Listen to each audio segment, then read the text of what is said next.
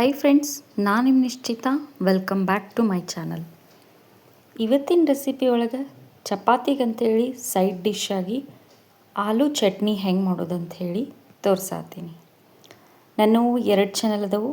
ಒಂದು Nischitha MS log channel, ಇನ್ನೊಂದು Nischitha MS ತಿನಿಸುಕಟ್ಟೆ channel. 2 ಚಾನಲ್ನು subscribe ಮಾಡ್ಕೊಂಡ ವೀಡಿಯೋಸ್ನ ನೋಡಿರಿ, ಶೇರ್ ಮಾಡಿರಿ, ಲೈಕ್ ಮಾಡಿರಿ. ಬರ್ರಿ ಆಲೂ ಚಟ್ನಿ ಹೆಂಗೆ ಮಾಡೋದಂತ ಹೇಳಿ ನೋಡ್ಕೊಂಡು ಬರೋಣ. ಫಸ್ಟಿಗೆ ನಾನು ಒಂದು ದಪ್ಪ ತಳದ ಬಾಳ್ಗಿನ ಬಿಸಿ ಮಾಡಿಕೊಂಡು ಅದು ಬಿಸಿ ಆದಮೇಲೆ ಅದಕ್ಕೆ 1 ಚಮಚದಷ್ಟು ಜೀರಿಗೆನ ಹಾಕೋತೀನಿ. ಆಮೇಲೆ 1 ಚಮಚದಷ್ಟು ಹವೀಸ್ ಕಾಳನ್ನು ಹಾಕ್ಕೊಂಡು ಮೀಡಿಯಮ್ ಫ್ಲೇಮ್ನಾಗ ಕಲರ್ ಚೇಂಜ್ ಆಗಿ ಘಮ ಸ್ಮೆಲ್ ಬರೋ ಮಟ್ಟ ಫ್ರೈ ಮಾಡ್ಕೋತೀನಂತ. ಡ್ರೈ ರೋಸ್ಟ್ ಮಾಡ್ಕೋತೀನಿ. ಇದಕ್ಕೆ ಎಣ್ಣೆ ಅದು ಏನೂ ಹಾಕಂಗಿಲ್ಲ. ಚಪಾತಿಗೆ ಪರೋಟಕ್ಕೆ ಭಾರಿ ಮಸ್ತ್ ಅಂದ್ರೆ ಮಸ್ತ್ ಸೈಡ್ ಡಿಶ್ ನೋಡ್ರಿ. ಇದು ಆಲೂ ಚಟ್ನಿ ಈಸಿಯಾಗಿ ಕ್ವಿಕ್ಕಾಗಿ ಟೇಸ್ಟಿಯಾಗಿ ರೆಡಿ ಆಗ್ತೈತಿ. ಬರ್ರಿ ಇದನ್ನು ಘಮ ಸ್ಮೆಲ್ ಬರೋ ಮಟ್ಟ ಚಲೋತ್ನಂಗೆ ಫ್ರೈ ಮಾಡೋಣಂತ. ಕಾಳು ಹುರಿದು ಘಮ ಸ್ಮೆಲ್ ಬರತ್ತವ ಮತ್ತು ಕಲರು ಚೇಂಜ್ ಆಗೈತೆ ನೋಡ್ರಿ. ಈಗ ಗ್ಯಾಸ್ ಆಫ್ ಮಾಡ್ಕೊಂಡು ಇವನ್ನ ತಣ್ಣಗೆ ಮಾಡ್ಕೋತೀನಿ. ಆಮೇಲೆ ಪೌಡರ್ ಮಾಡೋಣಂತ. ಹುರಿದಿರೋ ಕಾಳು ತಣ್ಣಗಾದ್ಮೇಲೆ ನಾವೊಂದು ಕುಟಾಣಿಗೆ ಹುರಿದಿರೋಂಥ ಹವೀಜ ಜೀರಿಗೆನ ಹಾಕ್ಕೊಳತ್ತೀನಿ. ನೆಕ್ಸ್ಟ್ ಸ್ಪೈಸಿಗೆ ಅಂತ ಹೇಳಿ ಇಲ್ಲೇ ನಾನು 1 ಚಮಚದಷ್ಟು ಒಣ ಖಾರದ ಪೌಡ್ರ್ ಹಾಕ್ಕೊಳತ್ತೀನಿ. ನೀವು ನಿಮ್ಮ ಟೇಸ್ಟ್ನ ನೋಡಿಕೊಂಡು ಖಾರ ಪೌಡ್ರ್ ಹಾಕೋರಿ.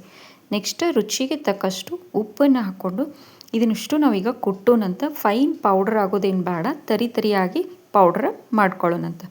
ಸೊ ಕುಟ್ಟಿ ರೆಡಿ ಆದಮೇಲೆ ಈ ಥರ ಆಗೈತೆ ನೋಡಿರಿ. ತರಿಯಾಗಿ ಪೌಡ್ರ್ ರೆಡಿ ಆಗೈತಿ. ಬರ್ರಿ ಈಗ ನೆಕ್ಸ್ಟ್ ಆಲೂ ಚಟ್ನಿನ ಪ್ರಿಪೇರ ಮಾಡೋಣಂತ. ಈಸಿ ಆ್ಯಂಡ್ ಕ್ವಿಕ್ಕಾಗಿ ಟೇಸ್ಟಿಯಾಗಿರೋಂಥ ಆಲೂ ಚಟ್ನಿ. ಪೌಡರ್ ರೆಡಿ ಮಾಡ್ಕೊಂಡಾದ್ಮೇಲೆ ನೆಕ್ಸ್ಟ್ ನಾ ಇಲ್ಲೇ ಒಂದು ಬೌಲಿಗೆ ಕುದಿಸಿ ಸಿಪ್ಪಿ ತೆಗೆದಂಥ 2 ಆಲೂಗಡ್ಡಿನ ಹಾಕ್ಕೊಂಡಿನಿ.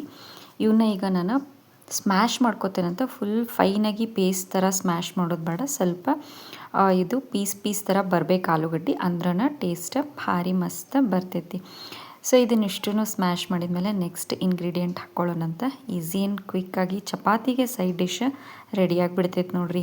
ಸಣ್ಣದಾಗಿ ಹೆಚ್ಕೊಂಡಂಥ 1 ಮೀಡಿಯಮ್ ಸೈಜ್ ಉಳ್ಳಾಗಡ್ಡಿನ ಹಾಕ್ಕೊಂಡೀನಿ. ನೆಕ್ಸ್ಟ್ ಇದಕ್ಕೆ ಖಾರಕ್ಕೆ ಅಂಥೇಳಿ ಒಂದು ಸ್ವಲ್ಪ ನಾನು ಹಸಿ ಮೆಣ್ಸಿನ್ಕಾಯಿ ಹಾಕ್ಕೊಂಡೀನಿ.